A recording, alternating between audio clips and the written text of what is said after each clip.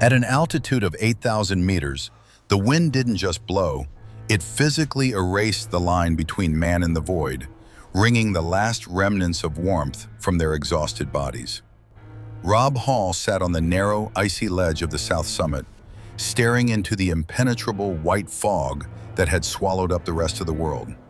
The temperature was plummeting, turning the moisture on his face into a crust of ice that tightened against his skin and made it difficult to take a life-saving breath. There was nothing around him but the howling storm, endless snow, and the oppressive feeling of absolute primal isolation at the top of the planet. At that moment, he did not yet realize that he was alone with the mountain, which had already passed its silent judgment. They did not know it, but this was the moment when they ceased to be explorers and became survivors. The silence between gusts of wind became heavier than the storm itself, pressing against their eardrums and robbing them of their last shreds of sanity. Panic began to spread among the scattered groups faster than the cold, paralyzing their will and forcing them to make fatal mistakes. Some already understood how this would end, gazing at the blackened sky from which thick, stinging snow fell in a wall.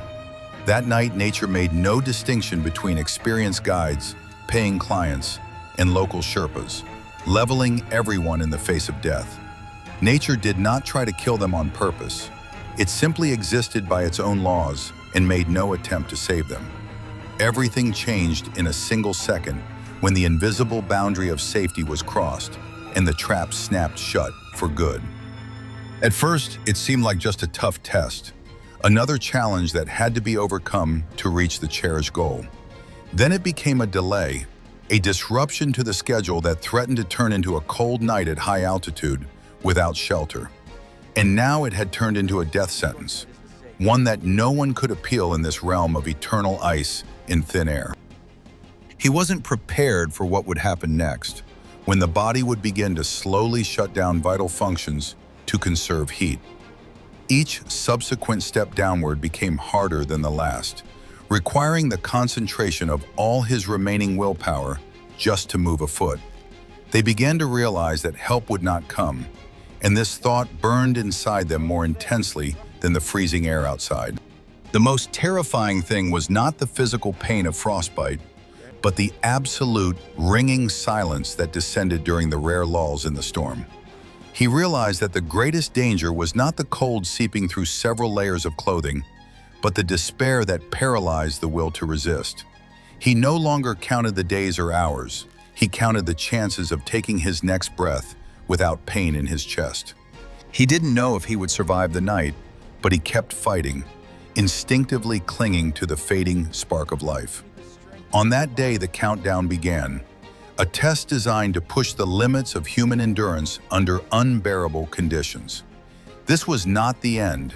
It was the beginning of the real ordeal, where nature simply waited for their strength to run out. The expedition began at base camp with a sense of absolute confidence and control over the situation, a feeling born of years of experience. Rob Hall was one of the best guides in the world, a man who had turned climbing Everest into a well-oiled, predictable system of commercial mountaineering. Clients paid huge sums of money for the illusion of safety on the mountain slopes, believing that professionals would be able to guide them through any obstacles. The tents at base camp were a riot of bright colors, creating a deceptive impression of comfort amid the lifeless Himalayan landscape of rock and ice. They believed that modern technology, high-quality gear, and strict discipline could subdue the ancient power of these mountains. This confidence was their main shield, meant to protect them from any unforeseen mishaps along the route. Preparing for the summit push took weeks of monotonous work, acclimatizing and carrying supplies to high-altitude camps. The clients slowly adjusted to the thin air, making regular trips to the Khumbu icefall and returning to rest and recover. Every step they took was monitored by guides who kept track of their clients' heart rates, breathing, and overall condition, preventing excessive exhaustion. A huge number of Sherpas handled the logistics, setting up tents, hanging safety ropes, and hauling oxygen tanks up the mountain. On the surface, it all looked like a well-planned military operation, where every detail had been thought through down to the smallest detail, for the sake of achieving a common victory. They still hoped that this season would be as successful as the previous ones, bringing glory and new records. The weather in early May seemed favorable, providing a small window of relative calm for the decisive push to the summit. Dozens of climbers simultaneously set out from Camp 4 on the South Col, forming a long, glowing chain of headlamps on the dark slope. The air was frosty but clear, and the stars in the black sky seemed enormous and close, instilling a false hope of success. They moved slowly, methodically shifting their feet in heavy boots, immersed in their own thoughts and the sounds of their own labored breathing. It was a moment of incredible strain on both body and mind, when every step brought them closer to the goal of their entire lives. They still acted as the crew of a single great expedition, but deep down they thought like people doomed to solitude. However, the group's pace proved catastrophically slow due to the inexperience of some members and the need to constantly wait for those falling behind. The narrow ridge made it impossible to pass the slow climbers, and the entire column was forced to move at the pace of the weakest link. Discipline broke down when the Sherpas from different expeditions could not agree on who should set the ropes at key sections. People stood for hours in the biting wind, waiting for their turn, losing precious body heat and depleting their vital oxygen reserves. Some had already figured out who would be the weak link in this chain and realized that the situation was slowly but surely spiraling out of control. At first, it seemed like just a delay, but it soon became clear that this was already a trap they were driving themselves into. When the sun rose above the horizon, illuminating the endless peaks of the Himalayas, the climbers saw the goal of their journey just a stone's throw away. But that distance was deceptive, because every meter at that altitude required an effort comparable to running a marathon at sea level. Rob Hall kept checking his watch, realizing that they were hopelessly behind the safe schedule he himself had set. The turnaround time, set for 2 p.m., was inexorably approaching, but the summit beckoned with its proximity, forcing them to ignore common sense. No one wanted to take responsibility for turning back people who had paid a fortune and spent months preparing. On this day, the countdown began, and the rules of survival clashed with ambition and the thirst to reach the goal. Clouds began to gather in the valleys far below, rapidly climbing the mountain slopes and obscuring the saving horizon. The temperature dropped sharply, and the wind shifted direction, bringing with it the first harbingers of an approaching powerful storm. Nature made no distinction between winners and losers. It simply began its usual cycle of clearing the heights of intruders. They still hoped to weather the storm by descending to the shelter of their tents, but the distance to camp now seemed insurmountable. The world continued on its own path, but for them, everything was being decided right here and now on the narrow, snow-covered ridge. From that moment on, the expedition was over, and a desperate, exhausting struggle for survival began. Having reached the summit well past their scheduled time, Rob and Doug began their descent just as the weather had finally turned for the worse. Visibility dropped to a few meters, turning the surrounding world into a solid, swirling white wall of snow and ice. The tracks in the snow, which were supposed to serve as their guide, were instantly swept away by the wind, erasing the only path to safety. Every step down was incredibly difficult for Doug Hansen. His legs buckled, and he often fell on the steep slope. Rob had to stop constantly to help his client get back up and literally drag him along by the fixed ropes. That was the moment when everything changed, and it became clear that reaching the camp before dark would be impossible. The oxygen in their tanks was running out, and hypoxia was rapidly impairing their brain function and physical strength. Without supplemental oxygen at altitudes above 8,000 meters, a person slowly suffocates, losing the ability to think clearly and coordinate movements. Their breathing became wheezy and rapid. Every effort caused dizziness and dark spots before their eyes, robbing them of their sense of direction. Panic spread faster than the cold when they realized that the spare oxygen tanks left on South Peak were empty. Some already understood how this would end when the radio brought news that there was no more oxygen and no help was in sight. At that moment, everything depended solely on them, on their ability to force themselves to move despite the pain and complete exhaustion. The cold began to penetrate even the most advanced materials of their down suits, stiffening their joints and turning their blood into a thick, sluggish liquid. The fingers and toes lost all sensation, turning into stiff wooden appendages, unable to hold a rope or an ice axe. A thick layer of frost covered his face, and his eyelashes froze together so tightly that he had to blink constantly to keep from going completely blind. My body shook with violent tremors, trying to generate even a little heat, but these efforts only drained my meager remaining energy more quickly. No one knew who would survive until dawn under such conditions, with the temperature having dropped to a critical -40 degrees. Nature was in no hurry to kill them with a single blow. It was simply waiting for them to surrender under the weight of its icy indifference. Night fell suddenly, as if someone had turned off the light, plunging them into absolute, impenetrable darkness, broken only by the howling of the wind. In this darkness, fear became palpable. It enveloped them in a sticky web, forcing their imaginations to paint terrifying pictures of inevitable doom. Hallucinations began to plague their exhausted minds. They heard the voices of friends, saw the light of flashlights where there was only black emptiness. Rob tried to keep a clear head, constantly urging Doug to keep moving and not letting him fall asleep, because sleep in the freezing cold meant certain death. At that moment, he did not yet realize that he was alone facing an inevitable end, continuing to fight for his client's life. From that day on, the expedition was over for good, leaving them alone with the harsh reality of the high altitude. The wind howled with such force that it seemed as though it were trying to tear them away from the cliff and carry them into the black abyss yawning below. They clung to the ice with frozen fingers, instinctively trying to hold on to this planet that so clearly rejected their presence.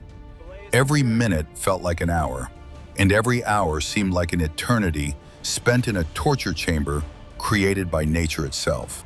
Neither wanted to say it out loud, but they both felt life slowly leaving their bodies, drop by drop, with every exhalation. They began to conserve their words just as they did their food, because any effort brought them closer to the fatal line of exhaustion. The world was too far away, and its problems seemed ridiculous and insignificant compared to this struggle for the next breath of air. By morning, the storm had not subsided. It continued to rage, blurring the line between sky and earth with a continuous stream of flying snow. The light brought only the realization of how hopeless their situation was on this narrow ledge, surrounded by deadly drops on all sides. Doug Hansen had stopped moving and answering questions. His body had turned into an icy statue, forever remaining in the mountain's embrace. Rob Hall realized his client was dead, and this death dealt a heavy blow to his own will to resist the elements. Everything changed in a single second when he was left completely alone in this white desert, with no chance of anyone's help. Rob tried to stand up and begin the descent on his own, but his feet were frostbitten and refused to bear his weight on the steep terrain. He took a few unsteady steps, stumbled, and fell, miraculously avoiding a plunge into the abyss, and realized he wouldn't get very far. He contacted base camp one last time. His voice was calm, but it carried the resignation of a man who had accepted his fate. He asked to be connected to his wife via satellite phone so he could tell her his final words of love and farewell before passing into eternity. He wasn't afraid of death. He was afraid of not being found, of remaining a nameless ghost on the slopes of this cruel and cold mountain. Nature made no distinctions. It simply took its toll for man's attempt to rise above its laws. The conversation with his wife was brief and poignant. He promised her he wouldn't suffer and asked her not to worry too much. He still believed that this was temporary, that death was just a long sleep from which he would surely wake up someday. But time was already working against him, stopping his heartbeat and turning his blood into solid, motionless ice beneath layers of clothing. While Rob Hall remained on South Summit, the rest of the expedition was fighting for survival further down the slope, trying to find their way back to camp. The group led by Scott Fisher, another experienced guide, also found themselves trapped due to the late descent and a sudden blizzard. Fisher, an incredibly strong climber, was feeling unwell that day. He was worn down by an unknown illness and the sheer exhaustion from previous ascents. He was among the last to descend, barely able to move his legs and often sitting down in the snow to catch his breath and stop the shivering. None of them yet understood the scale of what was happening, assuming that Scott was simply tired and would soon catch up with the main group below. But hope does not change reality, and the reality was that one of the world's best climbers was dying right on the trail. Fisher and Hall's clients had gathered into a disoriented crowd on the South Col, having lost their way to the tents in zero visibility.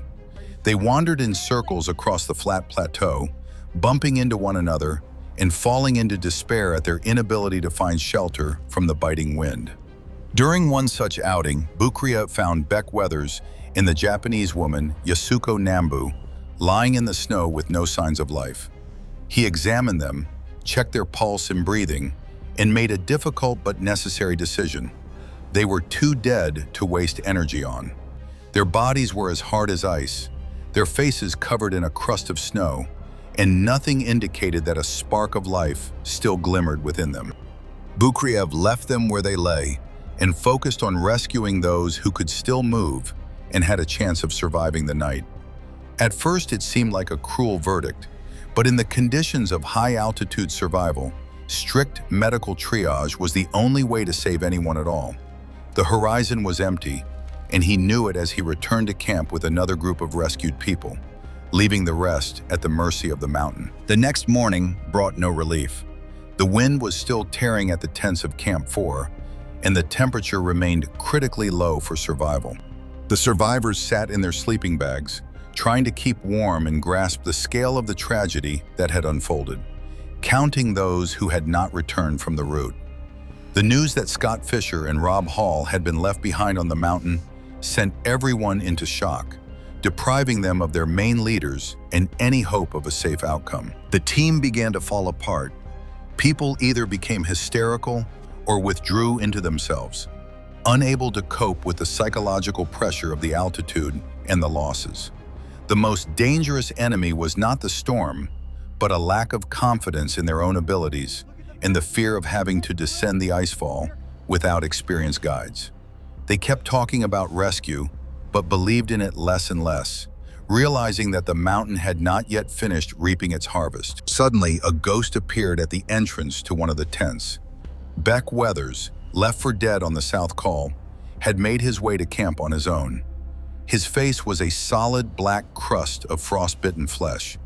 His right hand was stretched out in front of him like a piece of frozen wood, without a mitten.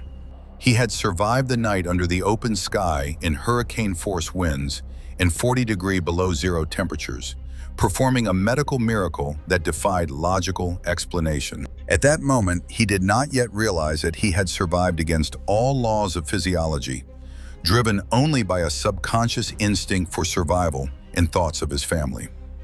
Everything changed in a single second when he opened his eyes in the snow and forced his lifeless body to rise and walk toward the light of the tents. No one knew who would survive until dawn, but Beck proved that the human will is capable of defying even the most indifferent forces of nature. But the joy of Beck's return was short-lived. His condition remained critical, and many believed he would not survive the coming night. The Sherpas attempted to organize a rescue expedition for Scott Fisher, who, as it turned out, was still alive but unconscious. They reached him, but realized that lowering Scott's massive body down the steep cliffs without special equipment and in stormy conditions was absolutely impossible. They had to make another terrible decision: to leave the legendary climber to die alone. tying him to a rope so his body wouldn't be blown away by the wind. They were separated not only by the icy desert, but also by doubt in their own abilities, which forced them to choose between saving one and the death of many. From that day on, the expedition was over, turning into a desperate attempt to evacuate the survivors and minimize losses. When they finally reached base camp, they were greeted as if they had returned from the dead, with horror and silent compassion in the eyes of those who met them. The helicopter, risking a crash at a critical altitude, managed to evacuate Beck Weathers and another severely injured climber from Camp 1. The rest slowly descended on foot, carrying the burden of survivors' guilt and the terrible memories of those who had been left behind forever in the death zone. The events of 1996 became the darkest lesson in the history of commercial mountaineering, demonstrating the fragility of human life in the face of the majesty of nature. The horizon was empty, and they knew it as they looked back at the mountain, which rose calmly above the clouds, hiding its new victims. The world went on, but for them, time stood still there on the south summit, where the wind continues to sing its endless, icy song. The physiological breakdown of the human body at high altitude begins invisibly, but inexorably, like corrosion eating away at metal from the inside. Cells deprived of sufficient oxygen begin to die, sending distress signals to the brain, which itself suffers from hypoxia and functions erratically. Every movement requires a colossal effort. The pulse pounds in the temples like a hammer, trying to push thick blood through blood vessels constricted by the cold. The stomach refuses to accept food, turning every bite into a nauseating lump that is impossible to swallow without spasms of revulsion. At this point, everything depended solely on the body's reserves accumulated before the climb. But these reserves were melting away at an alarming rate under the influence of stress. A person begins to slowly fade away, turning into a shadow of their former self, losing the ability to adequately perceive the surrounding reality. Cold is the second horseman of this apocalypse.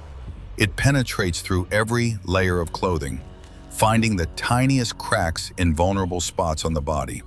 It acts methodically, first numbing the fingertips and toes, then moving upward, turning the flesh into pieces of numb wood.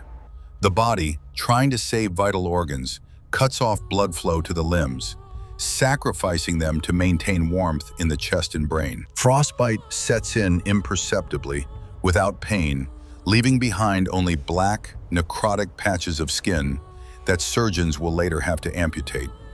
He was left alone with the cold, which knew no mercy and did not respond to pleas for leniency toward human weakness.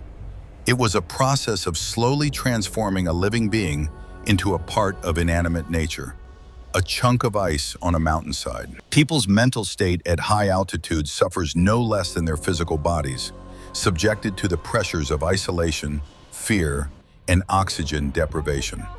The mind begins to play cruel tricks, distorting one's perception of reality and forcing illogical, sometimes suicidal decisions in critical situations.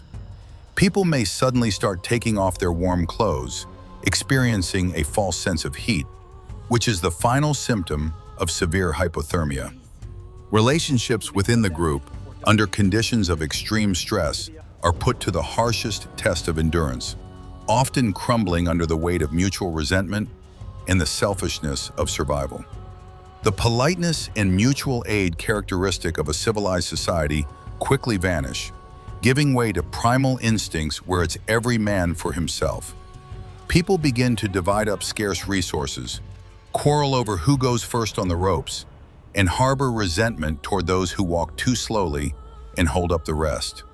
The team began to fall apart when it became clear that saving everyone was impossible, and that someone would inevitably be left on the mountain forever. They were divided not only by the icy desert, but also by doubt over whether it was worth risking their own lives to help a stranger.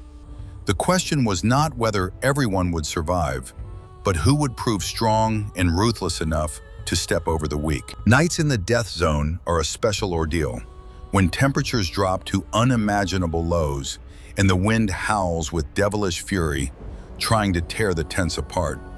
In the darkness, fears come alive, taking on grotesque forms, and the weary body cannot find rest on the hard, uneven ice beneath a thin sleeping pad. Sleep brings no rest. It is interrupted by bouts of suffocation and panic attacks, when it feels as though you are suffocating alive in an icy tomb. People lie huddled together, yet they still shiver, praying for dawn to come quickly, bringing at least the illusion of warmth. No one knew who would survive until dawn, because a night on Everest is a lottery in which human life itself is the stake. The cold united them during the day in their struggle to survive, but tore them apart at night, leaving each person alone with their nightmares and pain. Deteriorating weather conditions always strike suddenly, as if the mountain decides to shake off its uninvited guests with a single, sharp, powerful movement.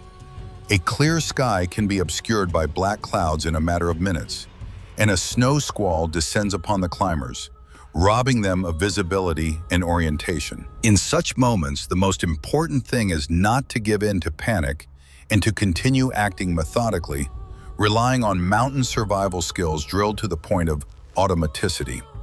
But when strength is running out and the mind is clouded by hypoxia, doing so can be incredibly difficult, and people make fatal mistakes. That was the moment after which everything changed, and the situation spiraled out of control, turning the climb into a desperate struggle for survival. Nature made no distinction between the experienced and the novices. It simply tested their mettle by presenting conditions incompatible with life. Slow destruction is the essence of being in the death zone, where every hour inflicts irreparable damage on the human body, bringing its end closer. The mountain does not forgive weakness. It demands total exertion, and then takes even more, draining life drop by drop through the cold and lack of air. It is a cruel and uncompromising environment that tolerates no illusions and severely punishes overconfidence and disregard for safety rules. Those who return from there carry the mark of this destruction forever, both physical and psychological, in the form of scars and nightmares.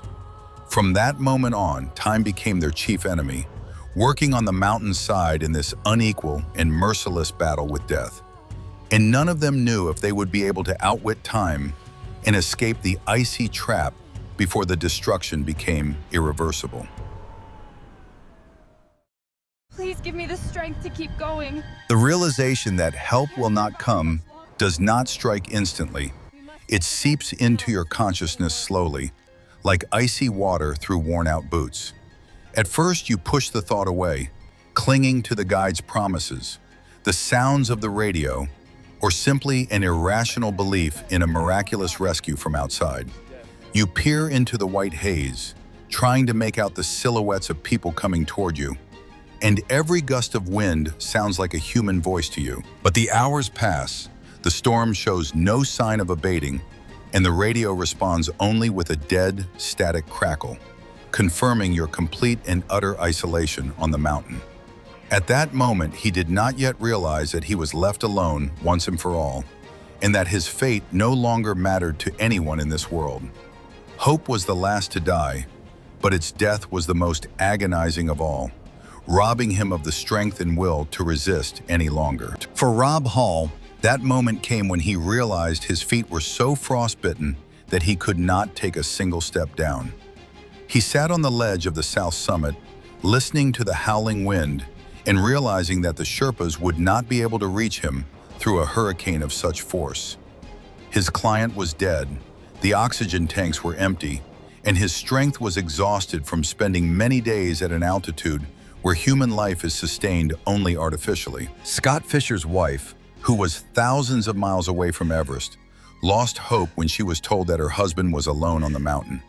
She knew him as a strong and resilient man, capable of surviving under any conditions. But she also knew that Everest does not forgive mistakes. Waiting for news became torture. Every ring of the phone made her heart clench with fear of hearing the most terrible words of her life. When his death was finally confirmed, her world collapsed, leaving only emptiness and the unbearable pain of loss that time could not heal. Some begin to pray, seeking solace in faith. Others fall into a rage, cursing the mountain, the weather, and their companions for the mistakes they made. Still others withdraw into themselves, retreating into a world of hallucinations and illusions, where there is neither cold nor fear, but only the warmth and comfort of home. This is the psyche's defensive reaction to unbearable stress, an attempt to escape reality when physical escape is impossible due to frostbite and exhaustion. They began to conserve words just as they did food, because communication no longer made sense in the face of impending eternity. At that moment, they ceased to be a team, turning into a group of loners, each of whom was experiencing their own end in their own way. When hope fades, indifference takes its place, a cold, heavy feeling that binds the soul more tightly than the frost binds the body. You no longer care whether you survive or not.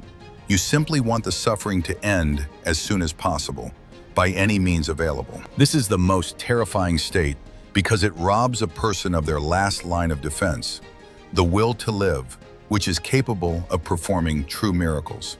Without that will, the body gives up much faster, allowing hypothermia and hypoxia to complete their destructive work without any resistance from within. No one knew who would survive until dawn, but those who had lost hope had the slimmest chance of seeing a new day on this mountain. From that moment on, the expedition was over, and the process of fading into oblivion began. For those who could not find that spark within themselves, the loss of hope became the final chord in their brief symphony of life on Earth. They froze in the slopes of Everest, turning into eternal monuments to human ambition, and a reminder of who the true master here is. The mountain took no notice of their deaths. It continued to stand beneath the cold stars, indifferent to the suffering of the grains of sand trying to crawl up its slopes. The tragedy of 1996 showed that hope is as vital a resource at high altitudes as oxygen, and without it, survival is utterly impossible. A long journey awaited them, and not all made it to the end, leaving us only their stories and lessons, written in blood and ice. Nature made no distinctions. It simply accepted those who gave up. When the storm finally subsided and the sun illuminated the slopes of Everest, the mountain appeared in its pristine, brutal grandeur, glistening with fresh snow. The silence that followed the hurricane's days-long roar was deafening and terrifying, as if nature itself had held its breath after the destruction it had wrought. Rescue helicopters circled in the still air, trying to get as high as possible toward the camps to pick up those who were still alive. Their chattering shattered this primeval silence, bringing with it the sounds of civilization and the hope that the nightmare was finally over. But for many, that sound came too late. Their bodies had already frozen into the ice, becoming an integral part of the landscape of the planet's highest peak. On that day, a new life began for the survivors, a life poisoned by the memory of those they had left behind on the mountain. Base camp was plunged into mourning. People walked with their heads bowed, unable to look each other in the eye after the horror they had endured. Conversations were held in whispers, as if loud sounds might reawaken the elements, and no one discussed the details of what had happened on the South Col. The surviving clients and guides gathered their belongings, hurrying to leave this cursed place where they had paid too high a price for their ambitions. The echo of the icy silence followed them on their heels, ringing in their heads as the voices of their fallen comrades, who had remained there forever among the clouds. They still hoped that time would heal these wounds, but they understood that a part of their souls had frozen on that mountain and would never thaw again. At first it seemed like a bad dream, but frostbitten faces and stumps where fingers should have been served as a cruel reminder of the reality of what had happened. Anatoly Bukriev faced harsh criticism for climbing without oxygen and descending to camp before his clients on the day of the summit push. He was accused of irresponsibility, yet people forgot that it was he who single-handedly saved 3 people from the storm, risking his own life in the darkness. He tried to defend his good name by publishing his memoirs and explaining the logic behind his actions from the perspective of high-altitude mountaineering. But public opinion, fueled by a book by another expedition member, John Krakauer, was relentless and demanded that someone be found guilty of this tragedy. The most dangerous enemy was not the storm, but human condemnation, which stung his back more painfully than the hurricane-force winds at an altitude of 8,000 meters. The bodies of Rob Hall, Scott Fisher, and the other victims remain on Everest, serving as grim landmarks for future generations of climbers. The mountain does not give up its dead. It preserves them in the permafrost, as if warning new adventurers of the consequences of their audacity.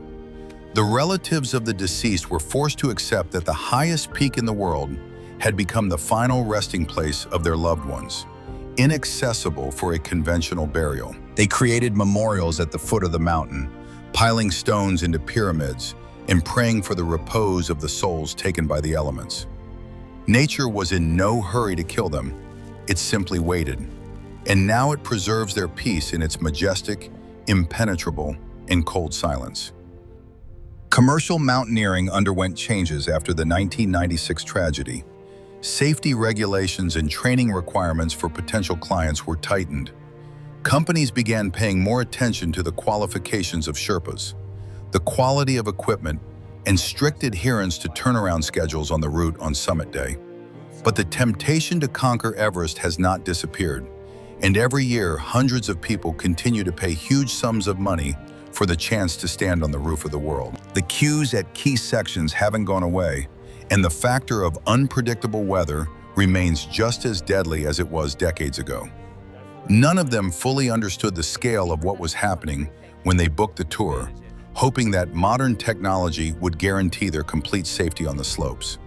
But hope does not change reality, and the reality of Everest is always that the mountain has the final say.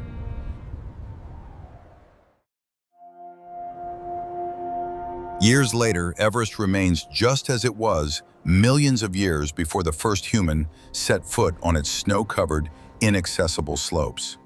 The winds continue to sweep the snow from the south summit, forming giant white flags that are visible for tens of kilometers on a clear day. At night, the temperature still drops to levels where metal becomes brittle and human flesh freezes in a matter of minutes without shelter. The mountain is utterly indifferent to human tragedies. Records, commercial expeditions, and books written about survival in its deadly, oxygen-deprived void. It simply exists, a massive, indifferent, and deadly mass of rock and ice piercing the stratosphere with its sharp peak. Nature does not set out to kill climbers. It simply does nothing to try to save them from their own ambitious mistakes. The bodies of those who perished in the 1996 storm are gradually being buried under new layers of snow or sliding into the abyss under the slow movement of the glaciers. The bright colors of their downsuits fade under the harsh, ultraviolet radiation, blending in with the gray rock and white ice of the surrounding landscape. They have become the silent guardians of the heights, past whom new expeditions pass, averting their eyes and trying not to think that the same fate might await them. These frozen figures serve as the best reminder that the death zone does not forgive overconfidence and punishes the slightest misstep mercilessly. At that moment, he did not yet realize that he was left alone forever, having become part of the mountain he so passionately dreamed of conquering. The world went on, but for them, time stood still, freezing their final cries in eternal, icy silence. New generations of guides tell their clients the story of Rob Hall and Scott Fisher around the campfires at base camp, passing it down as a terrifying legend. They use this example to explain the importance of discipline, strict adherence to the turnaround time, and the necessity of obeying orders without question. But even knowing this story, people continue to make the same mistakes, blinded by the proximity of the summit and a false confidence in their abilities. Commercial interests dictate their own terms, and the thirst for profit often outweighs the voice of reason, forcing people to risk their lives on dangerous sections of the route. At first, it seemed like a delay, then a death sentence, And this scenario repeats itself year after year, taking its regular, bloody toll on mountain climbers. No one wants to believe that a disaster could happen to them until it's too late to change anything. Beck Weathers, having lived a long life after his miraculous rescue, never forgot what happened on the South Col. He often looked at his mangled hands and realized that this was the price he paid for the right to stay alive and watch his children grow up. He understood that the true peaks are not in the Himalayas, but within a person themselves, in their ability to overcome their fears and weaknesses. His survival became a symbol of the human spirit's capacity to endure unimaginable suffering if there is something worth fighting for until the very end. Everything changed in a single second when he made the decision to stand up and walk, proving that the instinct for life is stronger than any ice storm. He wasn't afraid of death. He simply chose life, albeit a life that was disfigured, yet filled with meaning and the love of his loved ones. The story of 1996 does not have a happy ending in the classical sense of the word, because too many did not return home from that mountain. This is a tale of human defeat in the face of nature's forces, of shattered illusions, and of the thin line that separates life from death at high altitude. We can admire the courage of the rescuers and survivors, but we must not forget the price that was paid for these lessons in survival. The viewer, immersing themselves in this story, must feel the cold that pierces to the bone and the absolute isolation of a person left at the mercy of the elements. The most terrifying thing was not the pain of loss, but the realization of the inevitability of the end, when you understand that no one in the world can help you. And this feeling of helplessness remains the main aftertaste of the tragedy, reminding us of our vulnerability in this vast world.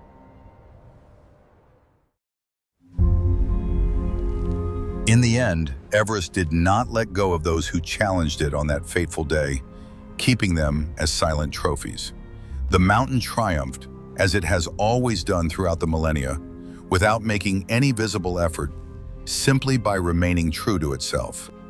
And the people who returned down the mountain carried a piece of that mountain in their hearts, a scar that would ache every time a cold wind blew. The tragedy changed the approach to commercial mountaineering, but it did not change human nature, which will always strive to look beyond the horizon of what is possible. A long journey awaited them, and not all of them made it to the end, but their attempt is forever etched into the history of exploration and survival on this planet. Nature was in no hurry to kill them. It was simply waiting,